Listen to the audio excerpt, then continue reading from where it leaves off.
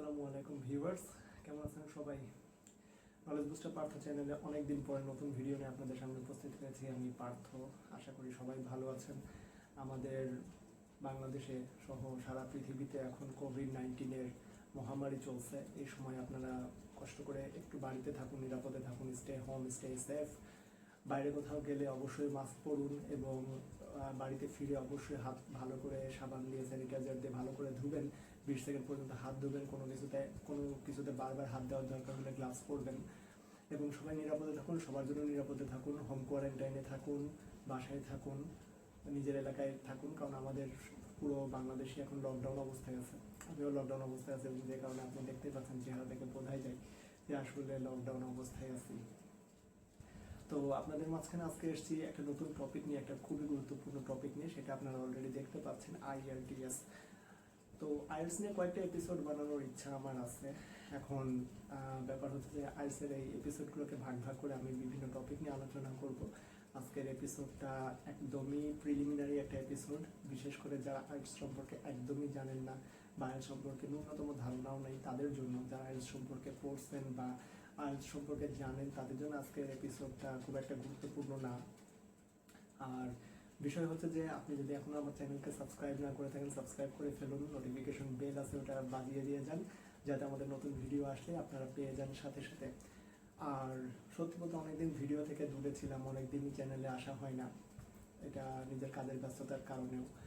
আর সত্যি বলতে একটু কষ্টও পেয়েছি। আমার চ্যানেলের ভিউ, আমার চ্যানেলের সাবস্ক্রিপশন খুবই কম।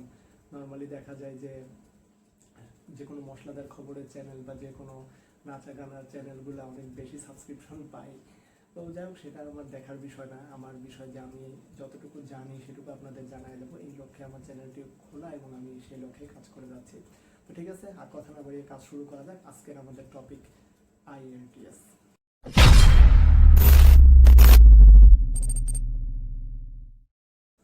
তো আইএলটিএস এর কথা বলতে গেলে সবার প্রথমে যেটা আসে সেটা হলো যে আমরা আইএলটিএস কেন করবো, বা আইএলটিএসটা কেন নেওয়া হয়, বা আইএলটিএস টেস্টটা কেন হয়। তো আসলে আমরা যারা নন ইংলিশ কান্ট্রির মানুষ, যাদের নেটিভ ল্যাঙ্গুয়েজটা ইংলিশ না, সে সমস্ত দেশের মানুষ যখন কোনো ইংলিশ স্পিকিং কান্ট্রিতে বা বাইরের কোনো দেশে অ্যাডমিশনের জন্য যায় অথবা ইমিগ্রেন্ট হিসাবে যায়, সেই সময় তাদেরকে আমরা জানি যে ওই সমস্ত দেশে আমাদেরকে নর্মালি ইংলিশে কথা বলে কমিউনিকেশনটা মেনটেন করতে হয়। এই জন্য আমরা ওইখানে গিয়ে আসলে কমিউনিকেশন মেনটেন করতে পারবো কিনা এইটা যাচাই করে নেওয়ার জন্য এই টেস্টগুলো নেওয়া হয়।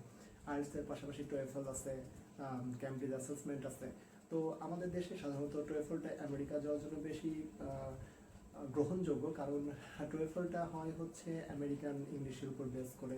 যারা জিআরই দেন তারা জিআরির সাথে সাথে টোয়েফলটা করে ফেলেন। আর আইএলটিএস টেস্টটা হয় টোটালি ব্রিটিশ কাউন্সিলের আন্ডারে, সো ব্রিটিশ ইংলিশ ল্যাঙ্গুয়েজকে কেন্দ্র করে।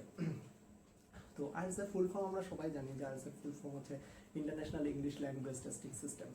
তো এখানে আমাদের আসলে 4টা পার্টে ল্যাঙ্গুয়েজটাকে টেস্ট করে নেওয়া হয়: রিডিং, লিসেনিং, স্পিকিং এবং রাইটিং। আমরা যখন এই টেস্ট দিতে বসে এই 4টা পার্টেই আমাদের পরীক্ষা নেওয়া হয়। প্রত্যেকটা পার্টে 9 করে পয়েন্ট থাকে এবং এই প্রত্যেক পার্টের ইন্ডিভিজুয়াল পয়েন্টকে পরবর্তীতে এভারেজ করে টোটাল পয়েন্টটাকে হিসাব করা হয়। তো এর মধ্যে লিসেনিং এবং রিডিং, এটা হচ্ছে মার্কিং ক্রাইটেরিয়া, মানে এখানে 40 মার্কের প্রশ্ন আসে এবং এই 40 মার্কের বিভিন্ন প্রশ্নের মার্কিংয়ের উপর বেস করে 9 পয়েন্টটাকে দেওয়া হয়। যেমন যদি কেউ 39-40 পায়, সে পাবে 9 আউট অফ 9। কেউ যদি 38 পায়, 37 পায়, সে পাবে 8.5। এইভাবে কন্টিনিউ থাকে। আর রাইটিং আর স্পিকিংটা থাকে টোটালি এক্সামিনারের উপরে। তারা ইভ্যালুয়েট করে রাইটিংটাকে, স্পিকিংটাকে, ফ্লুয়েন্সি, স্পেলিং মিস্টেক বা প্রোনাউন্সিয়েশন, এগুলোকে কাউন্ট করে তারা আউট অফ 9 মার্ক দিয়ে থাকে। তো পরীক্ষা ক্যাটাগরিটা হয় নর্মালি 2 ভাগে। একটা পরীক্ষা হয় 3 ঘন্টা, সেখানে রাইটিং থাকে, লিসেনিং থাকে, রিডিং থাকে। লিসেনিংটা ফার্স্টে হয়, দেন রিডিং হয় এবং সবশেষে রাইটিং হয়। আর একটা পরীক্ষা থাকে ইন্ডিভিজুয়ালি স্পিকিং, সেটা 15 থেকে 25 মিনিটের সেশন হইতে পারে। এবং এই স্পিকিংটা সাধারণত ওই রাইটিং যে সেশন, ওই সেশনের 1 সপ্তাহ আগে বা পরে যে কোনো সময় অথবা পরীক্ষার দিনেও হতে পারে। তো এখানে বিভিন্ন ক্যাটাগরি কোশ্চেন আসে, যে কোশ্চেনগুলার কে আনসার করেই আমাদেরকে হচ্ছে আইএলটিএস এর পয়েন্ট তুলতে হয়। এবং অনেকে হয়তো জানেন অথবা জানেন না, সেটা হলো আইএলটিএস এর সার্টিফিকেটের ভ্যালিডিটি থাকে 2 বছর। এই 2 বছর পর ওই আইএলটিএস এর আর কোনো ভ্যালিডিটি থাকে না। তো আইএলটিএস বিভিন্ন দেশে কি পরিমাণ আইএলটিএস এর পয়েন্ট চাই, এটা একটা বড় জিনিস। সেটা হলো যে যেগুলো ইংলিশ স্পিকিং কান্ট্রি, যেমন USA, Canada, Australia, New Zealand, England, এই সমস্ত দেশগুলোতে আইএলটিএস এর পয়েন্ট অনেক বেশিই চায়। এরা 6.5 থেকে শুরু করে 7.58 পর্যন্ত ইন্ডিভিজুয়ালি ইউনিভার্সিটি বেসড ইন্ডিভিজুয়ালি এক এক রকমের পয়েন্ট চেয়ে থাকে। আর যেগুলো নন ইংলিশ কান্ট্রি, যেমন কোরিয়া, জাপান, জার্মান, এই সমস্ত দেশের এরা 5.5 থেকেই শুরু করে। এরা 5.5 থেকে স্কোর কাউন্ট করা শুরু করে। এর পেছনে একটা কারণ আছে। কারণটা হচ্ছে যে এই সমস্ত দেশের নিজস্ব ল্যাঙ্গুয়েজে ওরা চলে থাকে। তো এই সমস্ত দেশে গেলে ওদের ল্যাঙ্গুয়েজকে আমাদেরকে আয়ত্ত করতে হবে এবং সাথে আইএলটিএস পয়েন্টটাও প্রয়োজন। আপনি পৃথিবীর যে কোনো দেশে যান, আপনাকে আইএলটিএস স্কোর দেখাতে হবে। কিন্তু জিআরইটা এরকম না। জিআরইটা নর্মালি ইউএসএর অলমোস্ট 100% ইউনিভার্সিটির জন্য, এবং কানাডার ক্ষেত্রে নর্মালি 60 to 70% পর্যন্ত এলাকায় ইউনিভার্সিটিগুলোতে জিআরইর প্রয়োজন হয়। কিন্তু আইএলটিএসটা আপনার সব জায়গায় প্রয়োজন হবে। তো আইএলটিএসের ব্যাপারে মনোযোগী হতে পারেন। তো বিভিন্ন রকমের কোশ্চেন আমাকে করা হয় যে আইএলটিএসের প্রিপারেশন কীভাবে নেওয়া যায়, আইএলটিএস কবে থেকে প্রিপারেশন নেওয়া উচিত, সেই সমস্ত সম্পর্কে আমার এপিসোডগুলোতে একের পর এক আমি আইডিয়া দিয়ে যাবো। সেই সাথে রিডিং, লিসেনিং, স্পিকিং, এইগুলোতে কীভাবে বা রাইটিং কীভাবে ভালো করা যায় সে সম্পর্কে কিছু টিপস আমি দিব। আমাদের সাথে থাকবেন। আপনাদের অ্যাপ্রিসিয়েশন খুবই দরকার। আসলে আপনারা যত অ্যাপ্রিসিয়েট করবেন আমরা তত উদ্যমী হব, তত বেশি কাজ করে আনন্দ পাবো আর কি। তো অনেক রকমের মানুষই জিজ্ঞাসা করে যে আইএলটিএস প্রিপারেশন নেওয়া উচিত কীভাবে। তার মধ্যে অনেকে আছে যারা ইন্টারমিডিয়েট স্টুডেন্ট, তারা ভাবে যে আমরা অনার্সটা বাইরের দেশে গিয়ে করবো। তাদের ক্ষেত্রে আমি বলবো যে তোমরা ভাই অ্যাডমিশনকে অনেক ভয় পাও, বাংলাদেশে অ্যাডমিশন সিস্টেমকে, কিন্তু ট্রাস্ট মি, অনার্স লেভেলে বাইরে যাওয়ার টেন্ডেন্সি বাদ দিলে আমার মনে হয়, পার্সোনালি মনে হয় ভালো হয়। কারণ এখানে স্কলারশিপ, ফান্ডিং কোনোটাই ঠিক মতো পাওয়া যায় না। শুধু বাবার টাকা খরচ করতে হয় অনেক বেশি। আর যারা ফার্স্ট ইয়ার সেকেন্ড ইয়ার আছে অনার্সে, তাদেরও বলি সেটা হলো আইএলটিএস নিয়ে এত ঘাবড়ানোর কিছু নাই। আমি অনেকেই আছে দেখি যে আইএলটিএসের মনে করে যে আইএলটিএসের জন্য অনেকটা প্রিপারেশন দরকার। আইএলটিএসের জন্য অনেকটা প্রিপারেশন দরকার নেই। আমার ব্যক্তিগত মতামত সেটা হলো যে 3 থেকে 6 মাস এনাফ। ডিপেন্ডস, তোমার বেসিক ইংলিশের উপর ডিপেন্ড করবে সেটা অবশ্যই, যে তোমার ইংলিশ বেসিকটা কতটা। আপনার যে ইংলিশ বেসিক আছে এটার দিকে আগে নজর দিন, যে আপনি ইংলিশ কতটা ভালো পারেন, রিডিং, লিসেনিং, স্পিকিং, কোন সেকশনটাকে কত ভালো পারেন এবং কতটা জানেন। আপনার থেকে ভালো জাজ কেউ না, আপনার নিজে। সো নিজে আগে নিজে আগে ইংলিশের ব্যাপারটা বুঝবেন যে হ্যাঁ আমি ইংলিশ এই লেভেলের পারি। যদি দেখেন আপনার বেসিকে ঘাটতি আছে, গ্রামাটিক্যাল সমস্যা আছে, প্রোনাউন্সিয়েশনের প্রবলেম আছে, আপনার স্পেলিংয়ের প্রবলেম আছে, তো আপনি তাহলে ওইখান থেকে কাজ করা শুরু করুন। আপনি হুট করে তখন আইএলটিএসে ঢুকবেন না। কারণ যখনই আপনি আইএলটিএসে হুট করে ঢুকবেন, ওইখানে এসে আসলে এগুলো সব কিছু সমন্বয়। আমরা ছোটোবেলায় যে গ্রামারগুলো শিখেছি, ছোটোবেলায় যে টেন্স শিখেছি, ছোটোবেলায় যে সাবজেক্ট ভার্ব এগ্রিমেন্ট শিখেছি, মোডাল শিখেছি, জিরান শিখেছি, এইগুলোরই একটা সমন্বিত রূপ হচ্ছে আমাদের আইএলটিএস এক্সাম। আর অ্যাজ ইউজুয়াল এক্সাম মানেই হচ্ছে ট্রিকি, এক্সাম মানেই হচ্ছে স্ট্র্যাটেজি। সো স্ট্র্যাটেজি ফলো করলে আইএলটিএস এক্সামও খুব ইজিলি ভালো করা সম্ভব। আর যারা একেবারে প্রিলিমিনারি অবস্থায় আছে, ফার্স্ট ইয়ার সেকেন্ড ইয়ার, এখনই আইএলটিএস দেওয়ার দরকার নেই, হয়তো 2 বছর 3 বছর পরে আইএলটিএস দিব, এরকম টেন্ডেন্সিতে যারা আছেন, তারা যদি ভালো করতে চান, তারা কিছু বেসিক কাজ করতে পারেন। যেমন ইংলিশ মুভি দেখা, বিবিসি নিউজ শোনা, নিউজ পেপার পড়া, ইংলিশ নিউজ পেপার পড়া। একটা নিউজ পেপার পুরো 1 মাস ধরে পড়লেন, আর মুভি দেখলেন, সাবটাইটেল সহই দেখলেন, পরে সাবটাইটেল বাদে দেখলেন, অন্তত অডিওটা কানে ধারণ করলেন। বই পড়ুন রিডিংয়ের জন্য, কিছু এসে লিখুন আপনার পছন্দে। আপনি যদি ডায়েরি লিখতে পছন্দ বোধ করেন, ডায়েরি লিখুন, কিন্তু ইংলিশে লিখুন। যখন কথা বলছেন, যখন চিন্তা করছেন, সেগুলো ইংলিশে কথা বলুন বা চিন্তা করুন। আপনার ইংলিশ ডেভেলপ হতে বাধ্য। এবং আমি বিশ্বাস করি যে আমাদের ইংলিশ বেসিক এতটাও খারাপ না। আমরা ছোটোবেলায় অনেক গ্রামার শিখেছি, অনেক আর্টিকেল শিখেছি, অনেক কিছুই শিখেছি। সো ইংলিশ আমাদের খুব একটা বাধা হয়ে দাঁড়াতে পারবে না।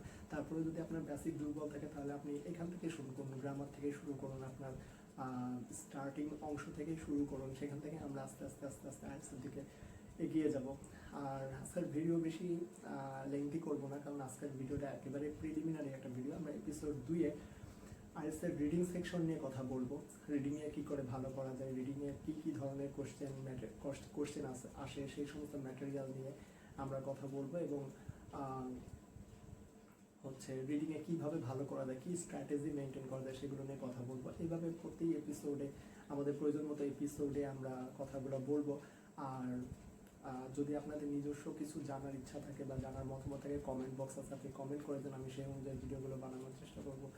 আর যদি হচ্ছে আপনাদের স্পেসিফিক কিছু জানার থাকে, গ্রুপ আছে ফেসবুকে নলেজ বুস্টার পার্থ বলে, সেখানেও আপনারা জয়েন করতে পারেন এবং সেখানে আপনি আপনাদের মতামত দিয়ে যেতে পারেন।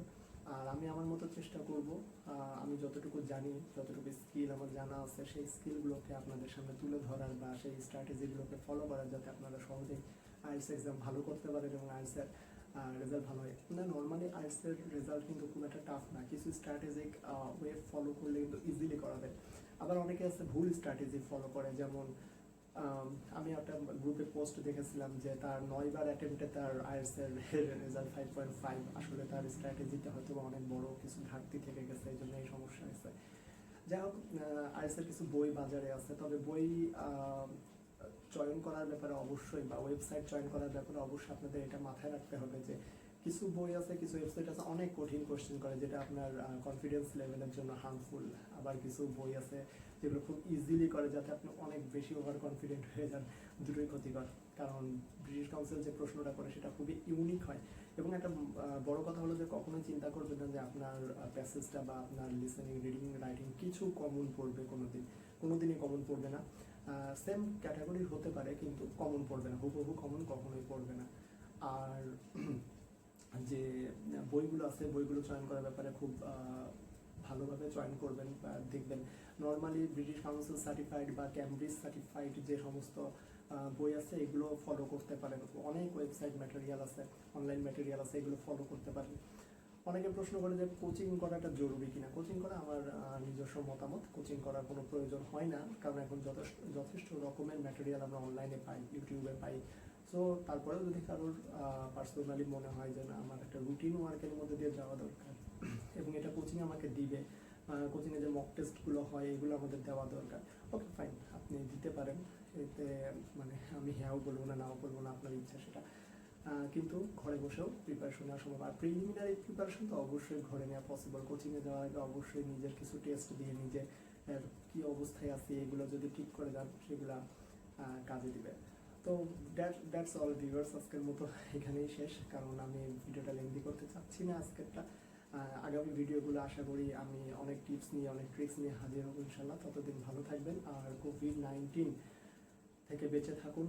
সবার নিজ নিজ সৃষ্টিকর্তার কাছে দোয়া করুন। পৃথিবীতে মহামারীর মতো অবস্থা হয়ে গেছে, লকডাউন থাকুন, ঘরে বসে এনজয় করুন, গল্প পড়ুন, বই পড়ুন, মুভি দেখুন, গেম খেলুন, হোয়াট এভার, নিজের হবিগুলোকে পূরণ করুন, যা ইচ্ছা করুন, কিন্তু ঘরে থাকুন, সুরক্ষিত থাকুন।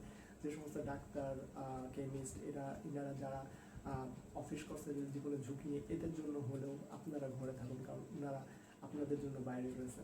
তো ঠিক আছে, দেখা হবে নেক্সট এপিসোডে। ততদিন আল্লাহ।